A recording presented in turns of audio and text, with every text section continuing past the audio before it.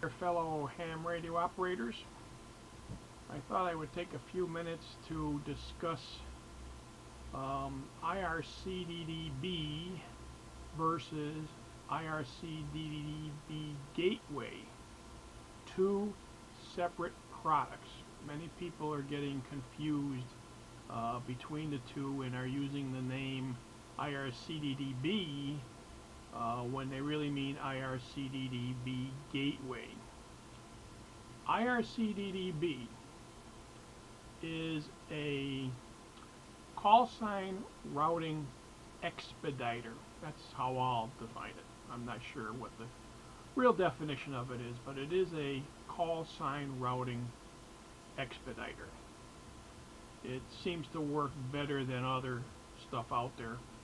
It's an add-on to the ICOM gateways, third-party add-on, has to be installed. That's not to say the call sign routing doesn't work without it. It just seems that it works quicker with it. We've tested it, and that seems to hold true.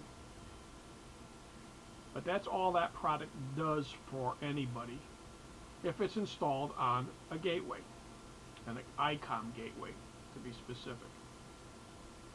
Now, Ircddb Gateway, one word, is a product that replaces the ICOM gateway software. It's the software that interacts with the repeater and the controller if it's implemented on a ICOM stack, which it can be. It can be integrated in with the ICOM stuff. And it actually gives more versatility than what you get with a native, I'll call, ICOM gateway or ICOM system. The ICOM system without Ircddb Gateway, with the add-on product known as D+, will let you link to REF repeaters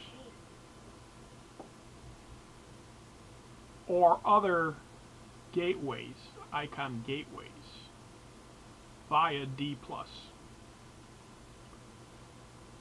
If the repeater system has Ircddb Gateway integrated into it, or if it's a standalone Ircddb Gateway system, which there are many, and we have several of those here in Connecticut and Massachusetts, Rhode Island that we've implemented, it gives you the ability to link to other reflectors in addition to the REF reflectors. You might ask, well, what are those if you're a fairly new D-Star user? Well, those are D-Extra, or better known as XRF reflectors, or DCS reflectors. Now, there's been another batch of reflectors created called XLX reflectors. I've yet to find a way to connect directly to an XLX by its name, but you can get to them by their DCS name on the D-Star side. Now, I say on the D-Star side, and that's because they are typically multi-mode interconnect reflectors. So some fashion of DMR is connected to them, and some fashion of Yaesu Fusion is connected to them. And I say some fashion, and that's because there's different networks out there, and they don't necessarily connect to the true Yaesu Fusion network, of which I'm not astute enough to be able to talk about, so I'm just going to leave it at that. You can figure that out on your own if you want, if you're going to do Fusion. But the Ircddb Gateway is a true gateway product, and it lets you do things that you can't do on a straight ICOM repeater system. In addition to being able to link to those other reflector types, You can also control the linking and unlinking through DTMF, either on your microphone or through DTMF memories in your radio, if your radio has them. So I just wanted to point those things out, the differences between the two, because there seems to be some confusion out there, and certainly the newbies are confused, so maybe this will help a little bit. You might ask, how do I control the linking and unlinking of a repeater? Well, depending upon the gateway that you want to link to, or the reflector you want to link to, I should say, you need to know the proper commands to punch into your DTMF. For a true D+ reflector like REF1 or REF2 or REF69 like we use here in the area, you would start the DTMF process by hitting the star or the asterisk, then the number of the repeater 069, and then the letter of the module, all while holding down the PTT. Now, that only works if you're allowed to do that, if the administrators of your gateways allow you to move the linking around. We do here in many of the ones in Connecticut. There's a couple that we don't, the high profile ones we don't allow, only because they have multiple modules. So we lock down one module and we leave the other module open. So to do a DCS reflector, DCS reflectors have 26 ports. So A through Z.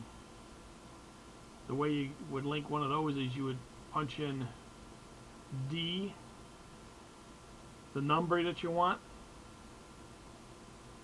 Yeah, for DCS1 I would punch in DCS01 or D01, and B for module B, or 26 for module Z, because there's no Z on your touchpad. So you need to go by the number in the alphabet. And the RXF ones, I think you type in a B, then the number, and the module. And I don't recollect how many modules there are on the RXF ones, but you can find all that out on the internet. To find out where a repeater is linked to, you would hold the PTT down and press 0. That should come back with a status. And if you wanted to unlink the repeater from where it is linked to, you would hold the PTT down and hit the pound sign, or hash mark as they call, hashtag as they call them these days. Who came up with that? Anyways, and that would unlink. If you're going to be moving things around, moving repeater around from reflector to reflector, I suggest you always unlink first, and then link to the one that you want to go to. And when you're done, unlink it again and put it back where it was.